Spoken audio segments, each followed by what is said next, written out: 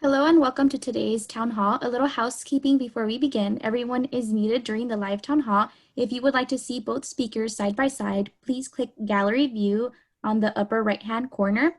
If there is time at the end, there will be a Q&A, but please feel free to ask questions during the live interview by clicking on the Q&A box on the bottom of your screen. Once the interview concludes, I will ask the questions presented in the Q&A box. I may not get to everyone's questions, but we will do our best. With that being said, I would like to introduce you to Ruben Franco, the President and CEO of the Orange County Hispanic Chamber of Commerce. Welcome, everybody. Thank you for everybody for joining us today. We're very pleased to have on our town hall Congressman Harley Rouda. We're pleased to have him here. And Mr. Rouda, or Congressman Rouda, was first elected to Congress in 2018. He represents California's 48th Congressional District, which includes the cities of Huntington Beach, Costa Mesa, and Newport Beach. Congressman Rouda serves on the House Oversight Committee and the House Committee for Transportation and Infrastructure. Congressman Rouda, on behalf of the Orange County Hispanic Chamber, our board of directors, and our members, it's our great honor to see you today, and welcome, and thank you for joining us. Thank you. It's a pleasure to be here. Get a little bit of feedback. Are we good? We're good. Okay. Hey, Ruben, thanks a lot, and John and Eddie as well for allowing me to join all of you today and talk a little bit about what we're doing here in DC and how we're trying to work with our chambers, including your chamber and the members that you serve. I'll talk a little bit about the federal legislation we've passed in a minute and some of the legislation we need to pass. But I did want to just briefly give some of your members a little bit of my background, because I don't think the vast majority of them perhaps know my background. I'd never run for office before deciding to run for office, and decided to run because, frankly, I was frustrated with the nature of the 2016 campaign being about two personalities instead of about issues. And I think it's really important that, regardless of where people are on the political spectrum, that ultimately you need people who are willing to reach across the aisle and get the work of their country and their communities done. And so that was my commitment, to work across the aisle. And I come from a business background. I helped build the fourth largest independently owned residential real estate brokerage in the country. And we then began franchising across the United States. So I've been involved with managing and building companies from startup to almost 10,000 people. And I know the challenges that small businesses go through. And I've been proud to serve on chambers in my previous life, as well as the executive committee of those chambers. I know how important chambers are to the well-being of small businesses and the job creation that takes place because of small businesses being the backbone of our communities and our country. So when COVID-19 hit, we'll talk a little bit about what we did at the federal level. The first thing we passed was the Coronavirus Preparedness, Response, and Supplemental Appropriations Act, which was to immediately provide funding for vaccines, research, and other medical supplies for state, local, and tribal public health agencies. We then passed the Bipartisan Families First Corona Response Act. That was signed into law on March 11th, and with the goal of providing testing, as well as expanding sick leave and unemployment benefits. But the real major piece of legislation we passed, and I think most of your folks know this, was the CARES Act. And that was a $2 trillion stimulus package. It's really probably not right to call it an economic stimulus package. It was more of a relief package. It provided $500 billion for businesses, states, and local jurisdictions, $349 billion for the small business programs, $130 billion in emergency relief for medical and hospital industries. It also provided more detailed unemployment insurance. And I really just want to take a minute to focus on two of the major components of the CARES Act. One is the Paycheck Protection Program. It was absolutely important and required that we provide relief to small businesses in desperate need to be able to get through a shutdown of the economy and their businesses during the immediate months following the start of the pandemic here in the United States.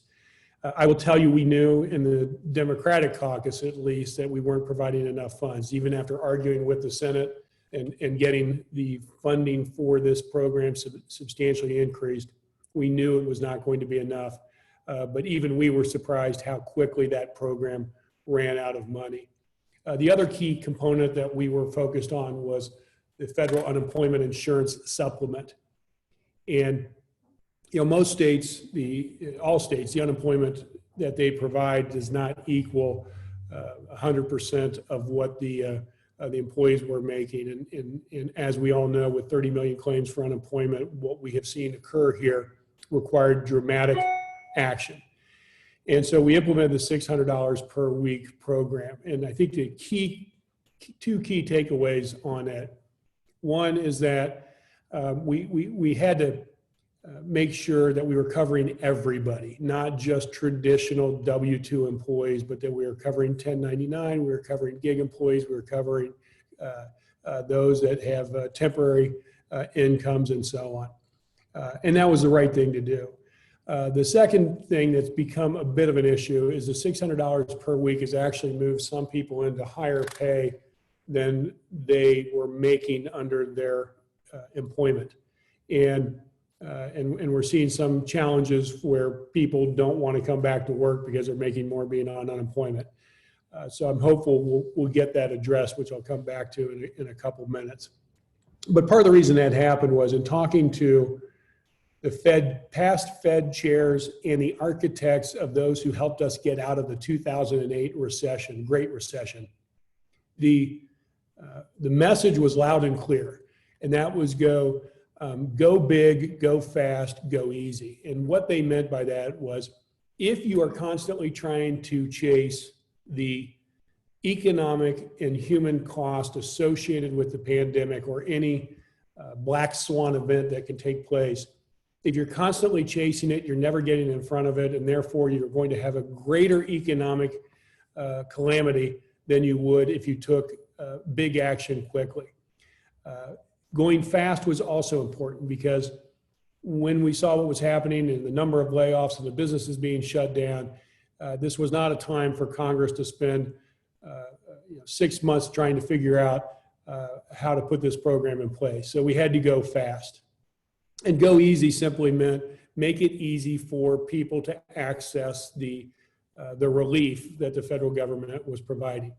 Now, that being said, when you do those three things on a $2 trillion package as quickly as it was done, there will be mistakes. There will be the potential for fraud.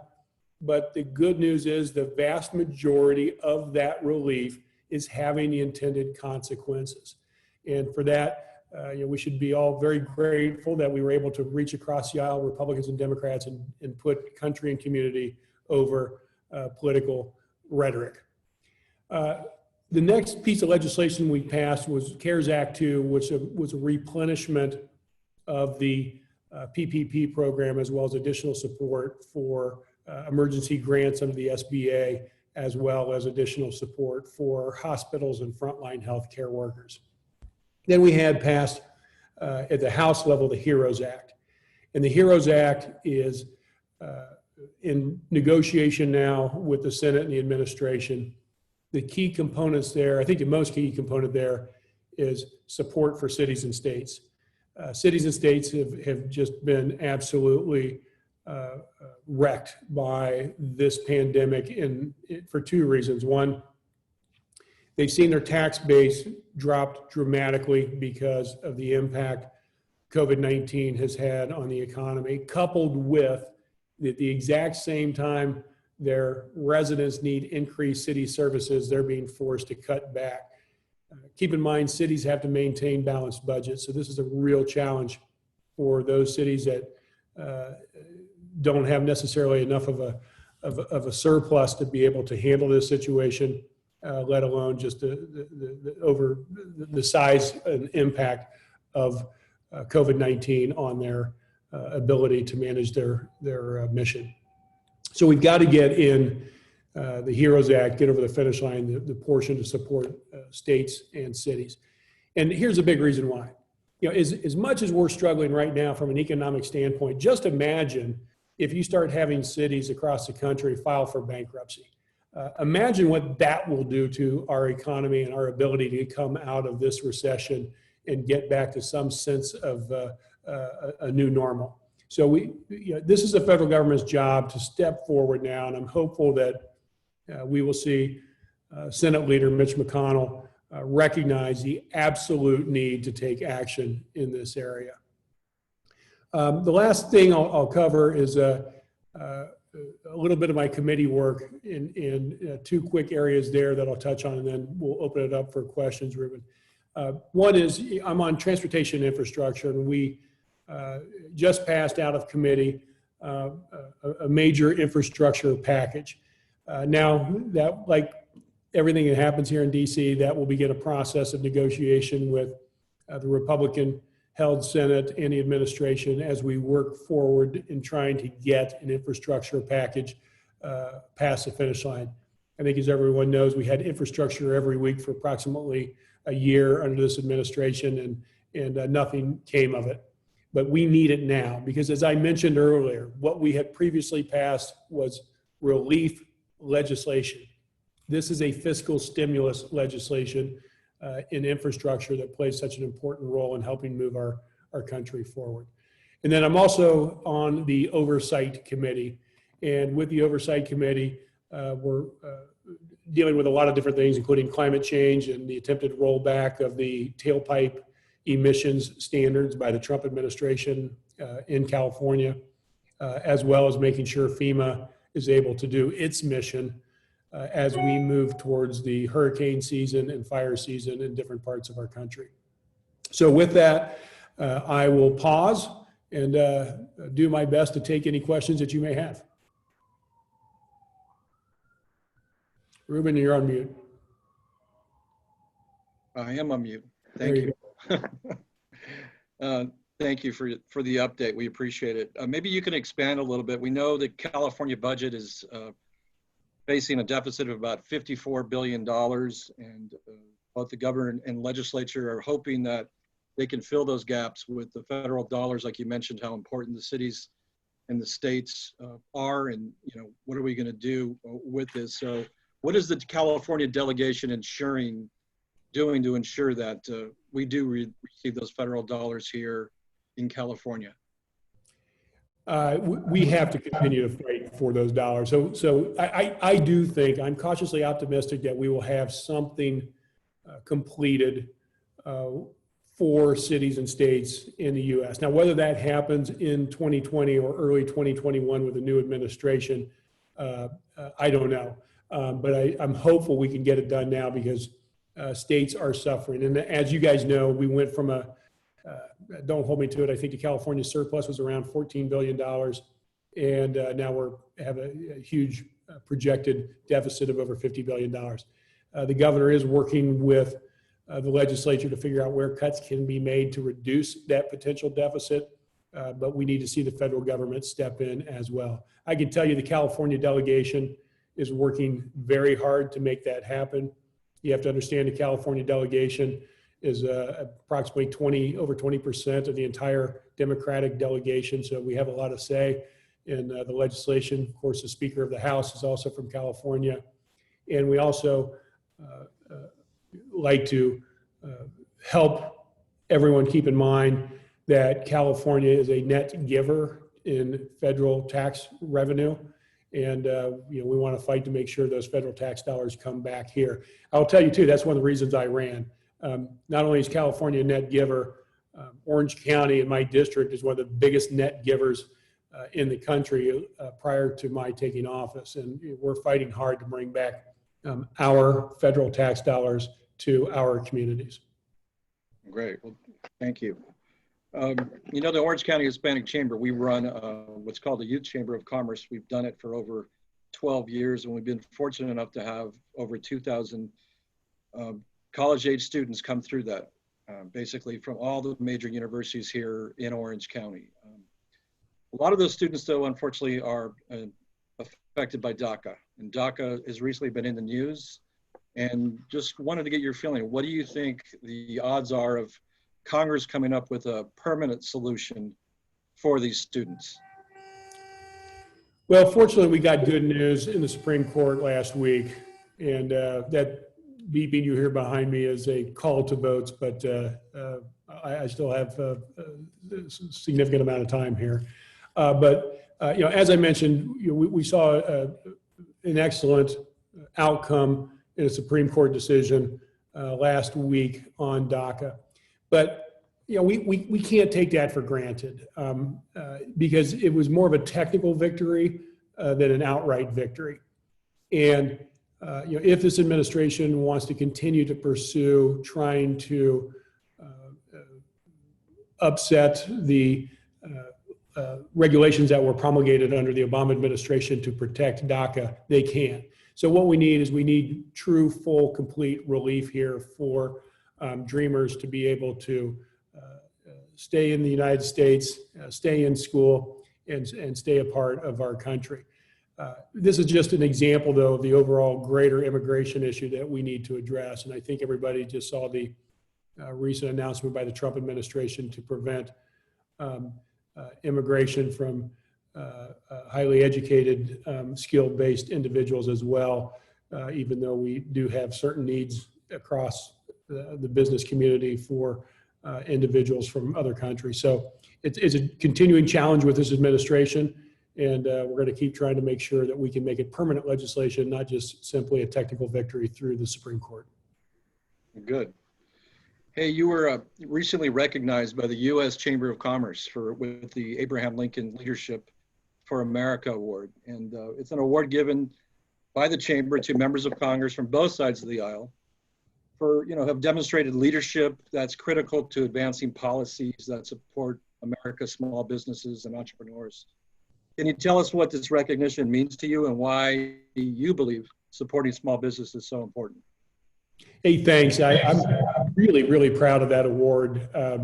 Only a handful of members of Congress received it, and to be able to receive that award, especially as a freshman in Congress, means a lot. But that was my commitment when I came into Congress and when I was running for office, that, and I'll go back to what I said earlier, I ran because I was frustrated with, frankly, both parties. I just felt like most Americans were between the 20-yard lines. We had a heck of a lot more in common than what separates us. And that I was going to at least take a shot at trying to get elected and run on a bipartisan agenda. Fully aware that maybe that doesn't happen still in America, but fortunately I won. And my office is the most legislatively productive freshman office in Congress. We've already passed 3 measures into law. To put that in perspective, my predecessor, who was here for 30 years, passed 3 bills in 30 years. And you don't do that unless you are willing to reach across the aisle. One of the bills I passed was a bill to address the opioid crisis, and I did that with Representative Mark Meadows, who's now the Chief of Staff for President Trump. And I emphasize that because, candidly, Mark and I probably don't have a lot we agree on in a lot of different political views, but the opioid crisis is not a Republican issue or a Democratic issue, it's an American issue. And we have to be prepared to reach across the aisle. So to get that recognition from the Chamber, that was pretty damn cool. And to answer your last part of it, as I stated earlier in my opening comments, chambers play such an important role in helping the business community fulfill its mission of creating jobs and jobs in businesses that are the backbone of our country. And one of the mistakes in the CARES Act that we're trying to rectify in the HEROES Act is to allow chambers to also access that PPP funding, because you have to be able to fulfill your mission. And it's very challenging right now for you to do that when your members are struggling to pay their dues. Well, thank you. That was actually a question I had for you, because you're right. 501c6s, which the chambers are, were left out of that legislation, and what was being done to do that. We appreciate you fighting for that. It is important. We believe it's important that we, what we do here every day. And we're also proud to also run or host a small business development center under the SBA. We're one of only 4 Hispanic chambers in the country to do so. And obviously we've been very busy with the PPP and the EIDL loans and all the different things that go into that, and helping our members and our clients and our community, understand what those loans mean and how they can survive and how they can recover out of this pandemic. So, the U.S. Chamber of Commerce, where you're recognized and got that award, is just located north of the White House, just across Lafayette Square. And there's a banner that hangs there all the time, and it just simply says jobs. That's all it says, but it's a simple message. I think it goes to anyone who's in the White House that's, focused on jobs. Unfortunately, with the pandemic, we've had 47.5 million people file for unemployment. How are we going to get out of this? What are we going to be able to do to get those people back to work and get them be able to support their families once again? Yeah, it's incredibly unfortunate and disheartening, the impact it is having on hardworking Americans and their families across the United States. While the programs that we have implemented so far and passed into law help, it's just a start. We have to be honest and recognize that many of these jobs aren't coming back. And unfortunately, from the information and studies I'm reading, the hospitality industry and the travel industry is going to be hard hit for quite some time. So we're going to see jobs in restaurants and bars, tourism, hotels, travel, all take a pretty big hit for quite some time. And even everything we're trying to do, we're looking at a significant unemployment rate for quite some time, even as other industries come back online. So we've got to provide an appropriate framework and safety net for those individuals. But we also got to figure out how to get jobs. And that's why that infrastructure package is so important. That infrastructure package would create a lot of additional jobs in the United States, not just in the areas of infrastructure, but the additional jobs that are spun off by that fiscal stimulus. We also need to recognize that we're going to have some paradigm shifts in the way we live, learn, and work. And specifically, one of the key components of the infrastructure package is broadband for the entire United States. And I know broadband may not be top of mind for a lot of people. I know you guys get it, but a lot of people in the country may not recognize why that is so important in the infrastructure package. Broadband today is what electricity and running water were for previous generations. If you don't have broadband, you are at a disadvantage, because what we're seeing right now is three major paradigm shifts that were already taking place, but have been completely expedited into a much shorter time frame than we originally anticipated. First is teleworking. We have slowly seen that move towards people being able to work from home, but again, compressed to a very tight time frame that this is not going to go away where these people go back, all of them, and have 8 to 5 jobs back in the office. You're going to see teleworking play a significant role in how we work forever after, and that requires broadband. Second is telelearning. Telelearning, we've had to go to virtually only telelearning right now, but even when we're able to get back in the classrooms, I think you're going to see telelearning play a significant component of how we teach students going forward. In fact, I was just on a call earlier today with a person with Duke University, and they're prepared to begin opening classes subject to how significant the hotspots might be in that area. But assuming there's no hotspots, they're going to reopen, but it'll be on a teacher making a decision they want to do classroom teaching, students wanting to be in the classroom, but even then providing additional social distancing, physical distancing, coupled with online learning to supplement it. So it's here. And then third is telemedicine. Telemedicine, again, is an area that we did not think was going to be where it is now, except over a good decade. But we've been forced, arguably speaking, to move into telemedicine in a much faster, more efficient way. So all three of those paradigm shifts that are happening on a much shorter continuum, the only way that can be accomplished so that everyone has equal access is to have broadband across the United States. And the areas that are hurt the most by not having broadband are rural areas and urban areas. And we have to make sure that the marginalized communities in those areas have access to broadband for the reasons I cited. Long-winded answer there, Ruben. Sorry about that, but this is so important for the future education of our kids. No, I appreciate that. And speaking of education, there's about 4,500 approximately universities across the country, and they've been hit too, obviously, by the pandemic and the economic circumstances of them. If they have small endowments, a lot of those universities might not survive, what we're hearing anyway. So what's your kind of take on universities and colleges and just the education system as a whole, and how are we going to be able to help them survive this pandemic? Well, we have to be focused at the federal level and the state level to maintain quality education, K through college.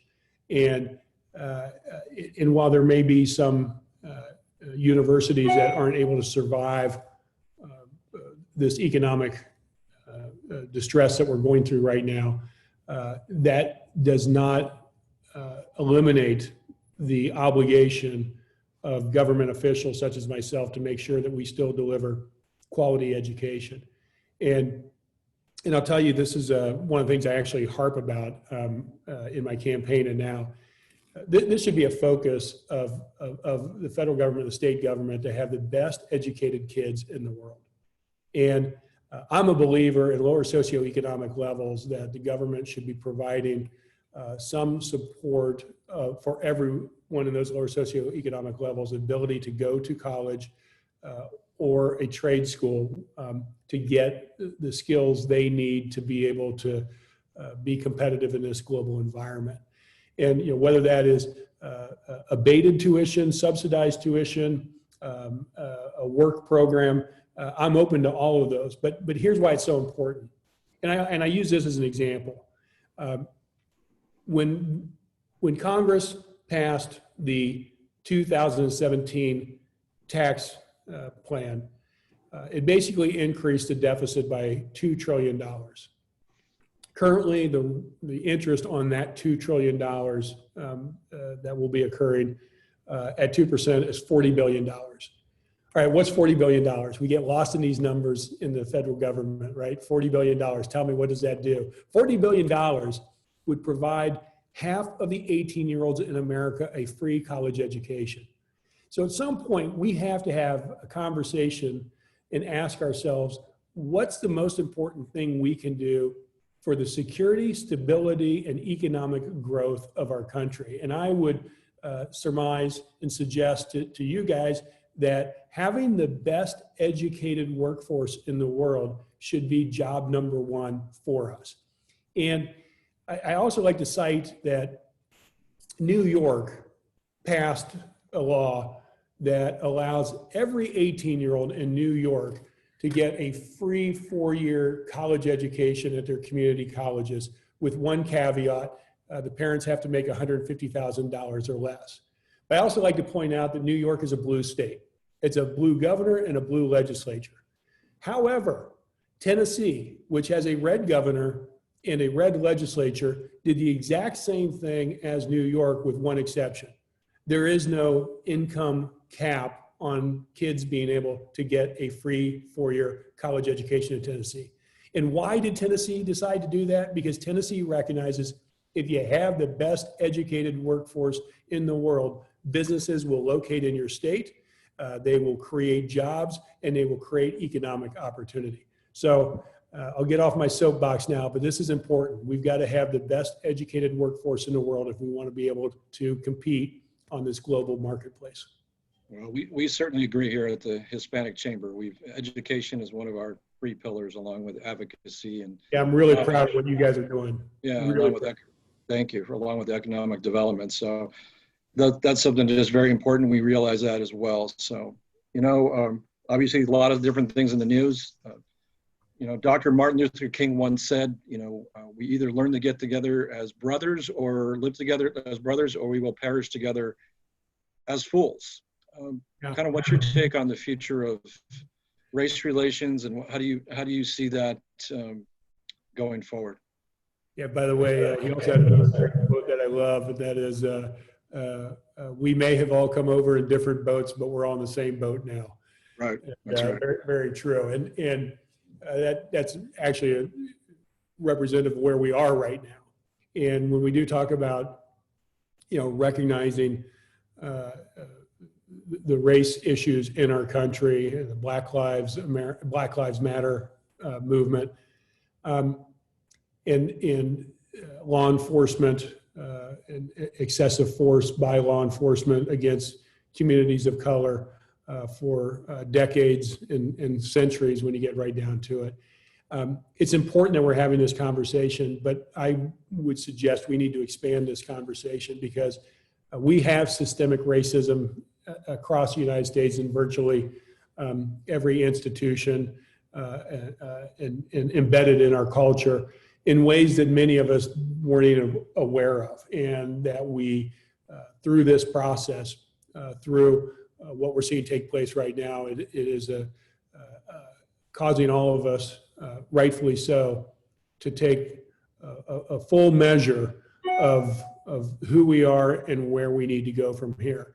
I hope this is the second civil rights movement, where we can do what our founders really wanted us to do. And remember, in the opening preamble to the Constitution, we talked about forming a more perfect union. And while we may never have a perfect union, all of us should be striving every single day to have a more perfect union. And I truly believe that's what these protests are all about. That's what this narrative and this discussion is all about. And let's hope that we seize the reins here and make it happen, not just for us right now, but more importantly, our kids and future generations. And let's make the founders of our great Constitution proud. That's right. That's right. Give us a little update on where you believe police reform is going as far as legislation goes. Well, I think the House bill and the Senate bill has a lot in common. There's a couple key components that are in the way. I think the most toughest one that's going to be to overcome is the implied immunity for police officers. And the Democratic bill wants to remove it. The Senate bill wants to keep it. I don't know where we end up on that. If it happens this year, I think there's going to have to be a little give and take on both sides to address that, which may be some sort of a qualified immunity, not 100%. But if that doesn't get passed in this Congress, then it'll hopefully be continued to work on next time in the 117th Congress, hopefully under a Biden presidency. But if by chance Trump got reelected, I would imagine we would still be trying to get that across the finish line. Good. We had a question come in. Can I have one more quick thing on this? Really? Oh, absolutely. Absolutely. This defund the police. I had the opportunity to talk to the chief, lots of the chiefs in my district. But I was talking to the chief of Seal Beach, great guy. And, I think he said it best to me. He said, the problem you have right now is that police get the kitchen junk drawer thrown at them. They're responsible for a lot of issues that are well beyond their original mission. From dealing with the homelessness in the communities to people with mental illness issues that don't have access to proper support. So I think when we look at the challenges that we have with the current police departments, the conversation has to be not about defunding the police. It's about allowing them to have the appropriate resources to do what they were meant to do, and allow experts in other areas, such as mental health and homelessness, to address those issues and not leave it to leave it in the junk drawer for the police department having to be forced to handle it. Yeah, you bring up homelessness in that as well. I mean, there's about 660,000 homeless people nationwide. We have over 100,000, unfortunately, here in California. LA County's exploded for over 66,000. In Orange County, obviously, we've had our issues definitely come to the forefront over the past 5 years or so. What do you think from a federal standpoint can be done on the issue of homelessness? Yeah, a lot can be done. So several different areas.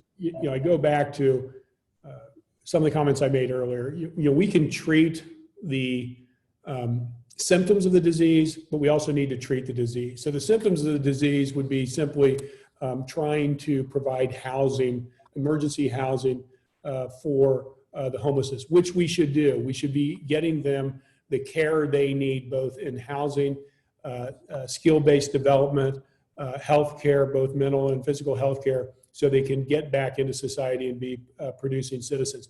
But we also have to look at more of the fundamental underlying issues to homelessness, and that is making sure, like I talked about earlier, that people have an opportunity to get a good education, have an opportunity to do skill-based development with trade schools, that they have supporting healthcare underneath them so that they are not one paycheck away from going homeless.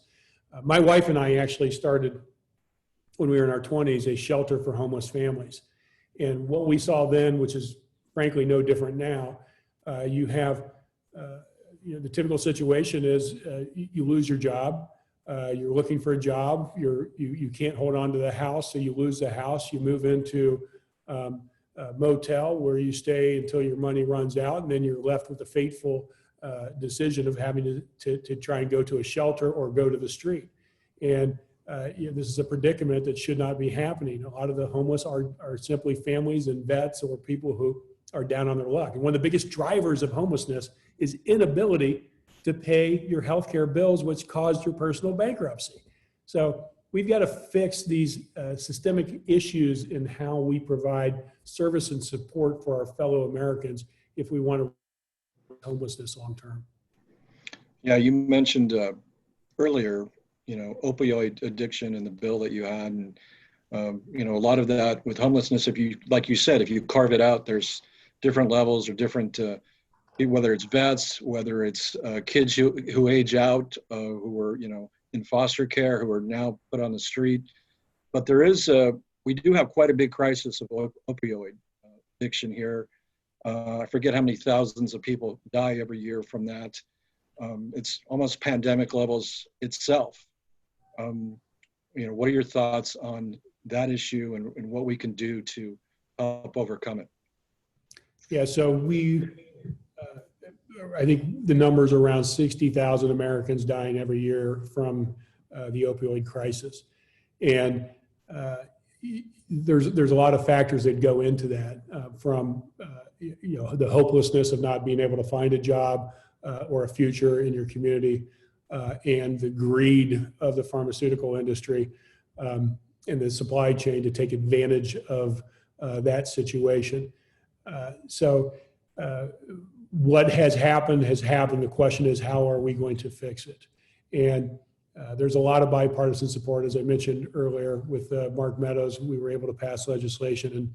And while we have provided funding from the federal government to address the opioid crisis, we're not seeing the numbers come down. So either the numbers were going to go up and we kept them steady, or that money's not being as adequately utilized as it should be. And that's part of what I've been doing on the opioid crisis, is legislation that provides greater transparency and accountability for those funds. As for an example, let's just say Anaheim's got a program to address opioid crisis that's having really great, wonderful results. And another program in another part of the country is not getting the results. Wouldn't it be nice if we had a central database that lets us know which ones are doing well, which ones aren't, so we can get those best practices shared across the United States, as well as those practices that aren't working as well, hopefully to adopt the ones that do work well. So there's a lot of opportunity to improve the situation, but ultimately it comes back to what we talked about earlier.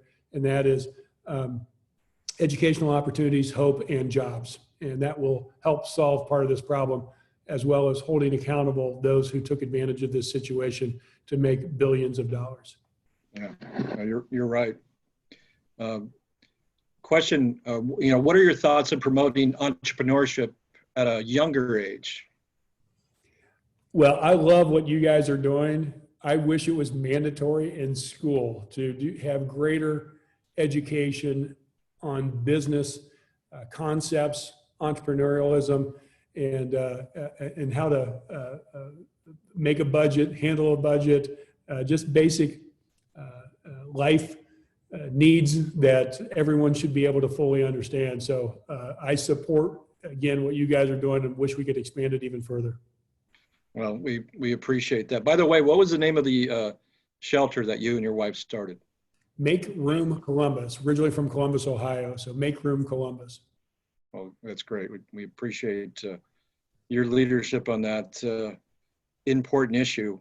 My wife gets full credit. She read an article in the New Yorker magazine about the plight of homeless families, and she came back. We were dating at the time, and she said, "Guess what we're going to do?" And next thing you know, we were working on making a shelter for homeless families, and proud that we accomplished that mission. Well, that's great. Hey, give us a little update on what's going on in your district specifically.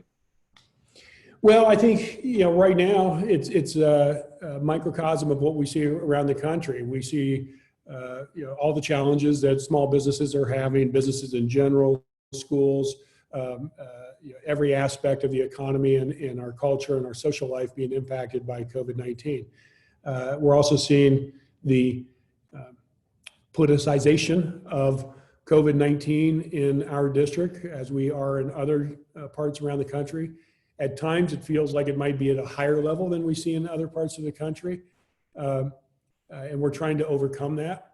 The best opportunity for us to get back to a more vibrant economy is for people to do what they need to do, which means wash your hands, use hand sanitizer, maintain physical distancing, and if you can't maintain physical distancing, wear a damn mask. And why we can't get the leadership of the county to be out front on this and supportive of the simple notion that wearing masks is good economic sense. It helps businesses stay open, and it helps other businesses open. And as long as we have a lack of leadership in that area, that's giving a green light to people to flaunt that common sense outcome, we are hurting businesses across Orange County. I agree, and I see you're adopting that fashion trend because you have your mask around your neck there. So thanks for being an early adopter of that fashion trend. Hey, how is national security being addressed right now during this crisis? I know everything's been the crisis. We've had the racial relation issue, but sometimes other issues like national security get put on the back burner. What's going on, and what can you update us with that? Ruben, I apologize. I've got to run to the floor and vote. I'm literally have about 2 or 3 minutes to get over to the floor and vote. But I can tell you we're still focused on it. I just wish we had a willing partner in the administration to allow us to work together to understand how we continue to analyze and prepare ourselves for foreign threats. And one of the biggest challenges is still making sure that we have fair, safe, free elections here in the United States, and that's obviously a concern. Well, thank you for your time today, and we appreciate your leadership. So thank you very much, and go ahead and run to vote.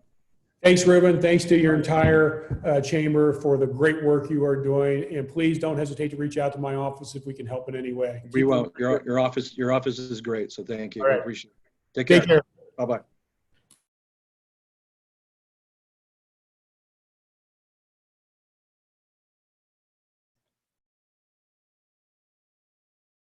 Thank you, everybody, for joining us today. We appreciate the time we were able to spend with Congressman Ruda. Be safe out there.